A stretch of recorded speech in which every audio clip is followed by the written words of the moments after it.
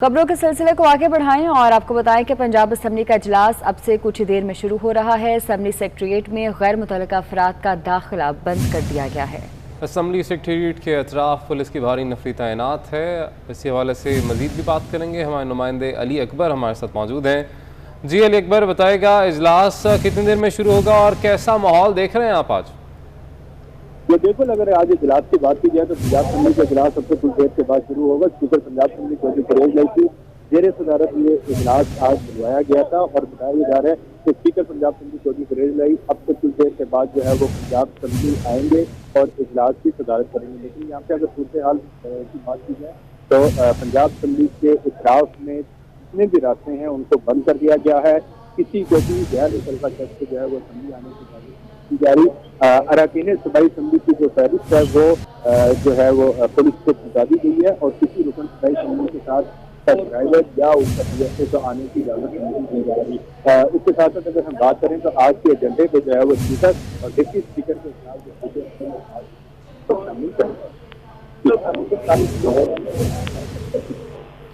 अली अकबर हमारे साथ ही रहेगा। अपने नाज़रीन को हम अपडेट कर रहे हैं। अहम इजलास आज पंजाब असम्बली का होने जा रहा है और स्पीकर परवेज इलाही की जानिब से इजलास तलब किया गया। और आपको ये बता चलें कि असम्बली सेक्रेटेरिएट में गैर मुतल्लिका अफराद का दाखिला बंद कर दिया गया है। असम्बली सेक्रेटेरिएट के अतराफ पुलिस की भारी नफरी भी तैनात है। अली अकबर हमारे साथ हमारे नुमाइंदे मौजूद हैं। जी अली, बताइएगा जो तमाम तर MPs यहाँ पर पहुँच रहे हैं उनको भी आम शहरियों को तो परेशानी हो रही है, मगर MPs को भी यहाँ पर तक पहुँचने में काफ़ी मुश्किलात का सामना है। ये बिल्कुल अरकान सूबाई असम्बली को भी मुश्किलात का सामना करना पड़ा है। अरकान सूबाई असम्बली के हवाले से अगर बात करें तो जो रास्ते बंद किए गए हैं वहाँ पे पुलिस को एक तारीख दी गई है जिसमें अरकान सूबाई असम्बली के नाम शामिल है। अरकान सूबाई असम्बली वहाँ पे अपना MPA का कार्ड दिखाएंगे और उसके साथ ना तो उनका ड्राइवर आ सकता है और न ही उनके जो स्टाफ का अगर कोई मेंबर है PS हो या उनका कोई दूसरा स्टाफ है तो वो उसको अंदर आने की इजाज़त नहीं दी जा रही। और बताया ये जा रहा है कि बाकायदा तौर पर ये हदायत जारी की गई है कि कोई भी गैर मुतल्लिका शख्स जो है वो असम्बली नहीं पहुंच सकेगा। उसके साथ साथ जो पंजाब असम्बली सेक्रेटेरिएट का स्टाफ है उसको भी आज अंदर जाने की इजाज़त नहीं दी जा रही। स्टाफ को भी आज अंदर जाने की इजाज़त नहीं दी जा रही। अली अकबर हमारे नुमाइंदे हमें इस हवाले से अपडेट कर रहे थे। बहुत शुक्रिया आपका।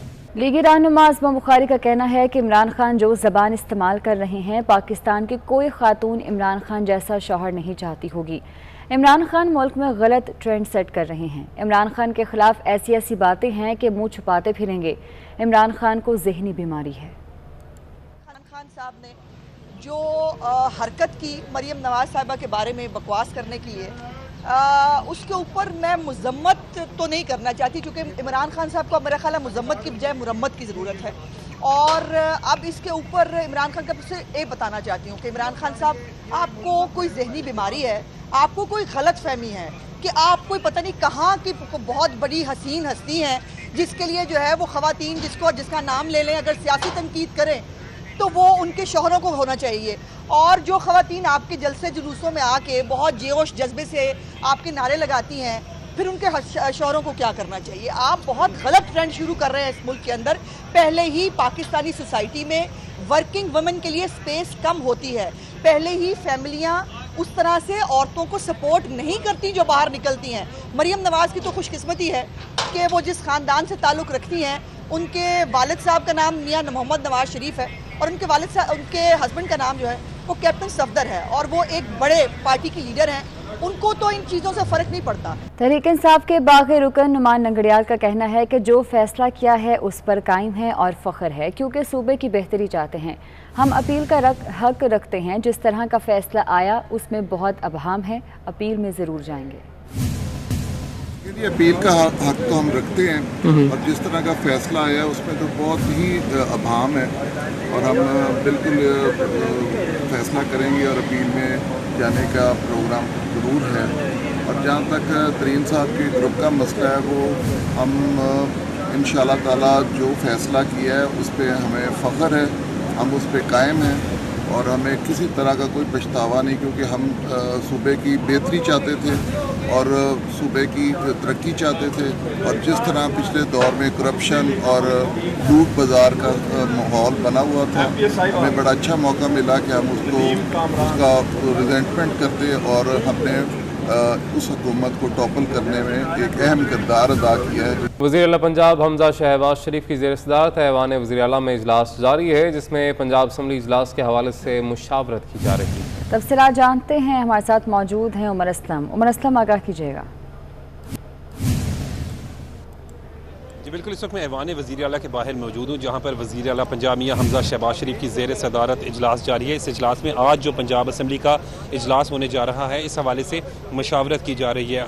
आइंदा की क्या हिकमत अमली, आज के इजलास में क्या हिकमत अमली होनी चाहिए, इस हवाले से जो है वो अरकान असम्बली से मशवरा कर रहे हैं। इस सिलसिले में अगर अभी बात करें तो पीपल्स पार्टी और जो दीगर इत्तेहादी हैं पाकिस्तान मुस्लिम लीग नून के, वो उनके अरकान जो हैं असम्बली इजलास में शरीक है। मुस्लिम लीग नून के रहनुमा मलिक अहमद खान, मलिक असद खोकर ग्रुप के अरकान असम्बली भी इस इजलास में शरीक है। पीपल्स पार्टी के पार्लिमानी लीडर सैयद हसन मुर्तज़ा भी इस इजलास में शरीक हैं। आपसे कुछ देर कबल मीडिया से गुफ्तगू करते हुए पीपल्स पार्टी के रहनुमा सैयद हसन मुर्तज़ा का कहना था कि पंजाब असम्बली के आज तक इतनी बेतौकीरी नहीं हुई जितनी परवेज़ इलाही के दौर में हुई। उनका कहना था कि एक तरफ तो जो है वो 30 तारीख को इजलास बुलाया जाता है और उसके बाद इजलास की तारीख कभी आगे कर दी जाती है और कभी पीछे कर दी जाती है। ये इनकी घबराहट का मुंह बोलता सबूत है। इस वक्त हमजा शहबाज शरीफ की ज़ेर सदारत इजलास में आज पंजाब असम्बली के इजलास के हवाले से हिकमत अमली पर मशावरत जारी है। जी, चेयरमैन पाकिस्तान तहरीक इंसाफ इमरान खान गुज़श्ता 2 रोज़ से पेशावर में मौजूद हैं। आज PTI कोर कमेटी का इजलास भी होगा। ज़राए के मुताबिक इजलास की सदारत पार्टी चेयरमैन इमरान खान करेंगे। इजलास के लिए वज़ीर आला हाउस में तैयारियां की जा रही हैं, जबकि कमेटी इजलास के बाद लॉन्ग मार्च की तारीख दी जाएगी। चेयरमैन पाकिस्तान तहरीक इंसाफ इमरान खान गुज़श्ता 2 रोज़ से पेशावर में ही मौजूद हैं। टीवी स्क्रीन पर देख सकते हैं कि किस तरह से कार सवारों ने गन पॉइंट पर लड़की को अगवा किया है। लड़की जो है भाई के साथ जा रही थी कि कार सवारों ने उसे अगवा कर लिया। लड़की के अगवा की CCTV फुटेज सामने आई है। मुल्जिमान गन पॉइंट पर लड़की को गाड़ी में लेकर फरार हो गए। मुल्जिमान ने मज़ाहमत करने पर लड़की के भाई को तशद्दुद का निशाना भी बनाया है। पुलिस के मुताबिक 10वीं क्लास की तालिबा पेपर देकर घर जा रही थी। वज़ीर आला पंजाब हमजा शहबाज ने शादबाग के इलाके से तालिबा के अगवा के वाक़े का नोटिस ले लिया है। CPO लाहौर से रिपोर्ट भी तलब कर ली है। हमजा शहबाज ने जल्द अज जल्द तालिबा की बाहिफाजत बाजियाबी यकीनी बनाने का हुक्म दिया है। वज़ीर आला पंजाब हमजा शहबाज ने शादबाग के इलाके से तालिबा के अगवा के वाक़े का नोटिस दिया है और CPO लाहौर से इस हवाले से रिपोर्ट तलब कर ली है। साथ ही साथ जल्द अज जल्द तालिबा की बाहिफाजत बाजियाबी यकीनी बनाने का हुक्म भी जारी किया है। इस्लामाबाद में महकमा मौसमियात ने बारिश की पेशगोई कर दी है। शाम में गरज चमक के साथ बारिश होगी। मुल्क के दूसरे इलाकों का मौसम कैसा है, ये जान लेते हैं सबा बजीर से। जी सबा, बताइएगा। जी बिल्कुल, इस्लामाबाद के मौसम का जिक्र करें तो इस वक्त सूरज बड़े आबोताब से चमक रहा है। दर्जे हरारत का जिक्र करें तो दर्जे हरारत 33 डिग्री तक पहुंचा हुआ है। लेकिन शाम के औकात में महकमा मौसमियात ने इस्लामाबाद के शहरियों के लिए खुशखबरी सुना दी है। महकमा मौसमियात का यही कहना है कि आज शाम में या रात तक इस्लामाबाद में तेज़ आंधी और तूफ़ान के साथ बारिश का इम्कान है, जिसके बाद मौसम जो है वो अक्सर बदल जाएगा। इस वक्त अगर गर्मी है तो शाम में ठंडी ठार हवाओं के बाद मौसम और भी अच्छा हो जाएगा। महकमा मौसमियात का यही कहना है कि मौसम कुछ दिनों तक गर्म रहेगा, लेकिन आहिस्ता आहिस्ता अब मौसम जो है मुल्क भर में बारिशों का एक नया सिलसिला जो है वो भी शुरू हो जाएगा। बात हो रही है इस्लामाबाद के मौसम की, तो आज इस्लामाबाद में शाम को तेज़ बारिश का इम्कान जो है वो भी है और उसके साथ साथ मौसम जो है बड़ा खुशगवार हो जाएगा। ठीक है, बहुत शुक्रिया आपका। लाहौर शदीद गर्मी की लपेट में है और गर्मी की शदीद लहर से हीट स्ट्रोक, सनबर्न और डायरिया का मर्ज फैलने लगा है। पानी की कमी के बायस अक्सर शहरी गुर्दों की बीमारियों में भी मुब्तला हो गए हैं। मज़ीद तफसीलात जानेंगे हमारे नुमाइंदे अजमत आवान से। अजमत, बताएगा अस्पतालों में इस वक्त क्या सूरत हाल है? गर्मी की लहर में बदस्तूर इजाफा जारी है और जो सूरज है वो आग बरसा रहा है। आज भी शहर लाहौर का जो दर्जा हरारत है वो 38 सेल्सियस है और महकमा मौसमियात के मुताबिक आज शाम तक 44 सेल्सियस तक जाने का इम्कान है, जबकि शदीद गर्मी के बायस मुख्तलिफ बीमारियाँ भी शहर में फैल रही हैं। ख़ासकर हीट वेव की वजह से हीट स्ट्रोक और सनबर्न के केसेस आ रहे हैं, जबकि डिहाइड्रेशन से गुर्दे बुरी तरह मुतासर हो रहे हैं। जबकि महकमा मौसमियात के मुताबिक इन दिनों में पीला यरकान और टाइफाइड के मरीज़ भी काफ़ी ज़्यादा हद में हस्पतालों में रिपोर्ट हो रहे हैं। अगर फिगर्स की बात की जाए तो सबसे ज़्यादा जो मरीज़ हैं वो जिना हस्पताल और मेयो हस्पताल में रिकॉर्ड किए गए हैं। जिना हस्पताल में 60 के करीब मरीज़ डिहाइड्रेशन की शिकायत के साथ हस्पताल में आए, जबकि मेयो हस्पताल में 40 के करीब अफराद डिहाइड्रेशन की शिकायत के साथ आए। इसी तरह जनरल हस्पताल में 18, सर्विस हस्पताल में 15 और गंगाराम हस्पताल में 8 के करीब मरीज़ डिहाइड्रेशन की शिकायत के साथ आए। तिब्बी माहिरीन की जानिब से कहा गया है कि गैर ज़रूरी तौर पर शदीद गर्मी में बाहर मत निकलें। अगर बाहर किसी भी एमरजेंसी की वजह से जाना हुआ तो पूरे कपड़े पहन कर और अपनी गर्दन को ढांप कर जाएं, क्योंकि डायरेक्ट जो सूरज है वो गर्दन की पड़ने की वजह से गर्दन तोड़ बुखार भी हो रहा है। इसलिए अगर ख़ास एहतियात करके बाहर निकले, ठंडा पानी अपने साथ रखें और पानी का इस्तेमाल सबसे ज़्यादा करें। इन एहतियाती तदाबीर पर अमल दरामद किया जाए तो इस शदीद गर्मी से भी बचा जा सकता है और ख़ुद को भी हस्पताल पहुँचने से भी बचा सकते हैं। तो एहतियात बहुत ज़रूरी है। बहुत शुक्रिया अज़मत, आपने अपडेट किया। कराची में बदतरीन लोड शेडिंग का सिलसिला बरकरार है, जबकि मुख्तलिफ इलाकों में 10 से 12 घंटे की बंदिश की जा रही है। मुस्तस्ना इलाकों में भी बिजली की आंख मचोली का सिलसिला जारी है। कौन कौन से इलाकों में बिजली की बंदिश की जा रही है, ये जान लेते हैं हबीब खान से। जी हबीब, बताइएगा।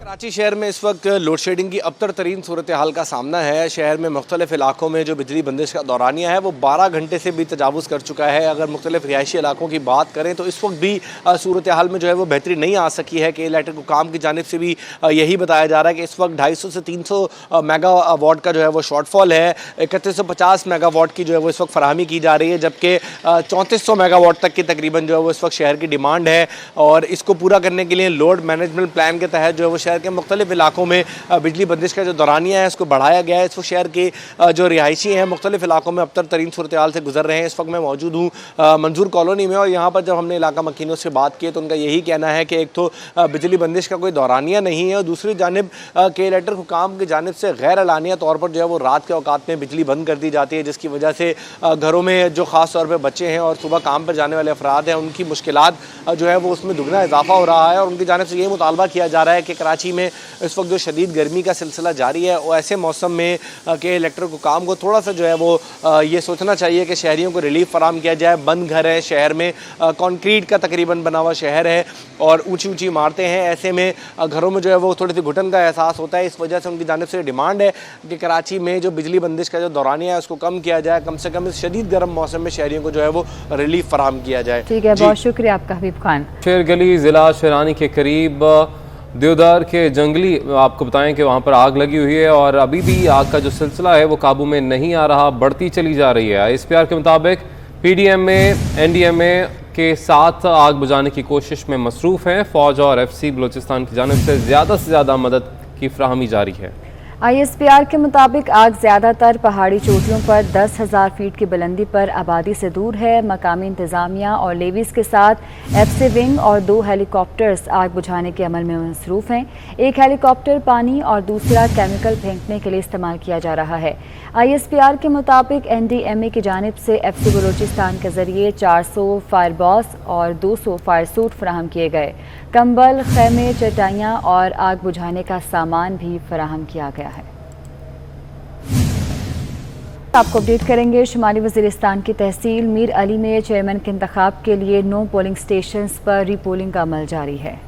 पोलिंग का अमल शाम 5 बजे तक जारी रहेगा। शेवा में बैलेट बॉक्सेस छीनने और मीर अली में जनरल काउंसलर के उम्मीदवार के कत्ल की वजह से दोबारा पोलिंग हो रही है। तो आपको अपडेट कर रहे हैं शुमाली वज़ीरिस्तान की तहसील मीर अली में चेयरमैन के इंतखाब के लिए 9 पोलिंग स्टेशन पर रीपोलिंग का अमल जारी है। बात करेंगे हमारे नुमाइंदे फरतुल्लाह बाबर से। जी फरतुल्लाह, आगाह कीजिएगा। जी बिल्कुल, आज शुमाली वज़ीरिस्तान में भी 9 पोलिंग स्टेशन पर रीपोलिंग का अमल जो है वो शुरू हो चुका है।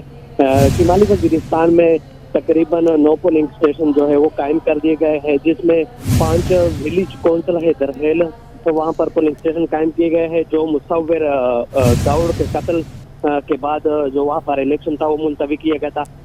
और मिरली के जो तहसील है उनके मेयर का जो इलेक्शन था वो उनके लिए भी 2 पोलिंग स्टेशन जो है उन पर लाइन ऑर्डर सिचुएशन खराब होने की वजह से वहां पर इलेक्शन मुलतवी किया गया था। तो उनके लिए भी 3 पोलिंग स्टेशन जो है वो कायम कर दिए गए हैं।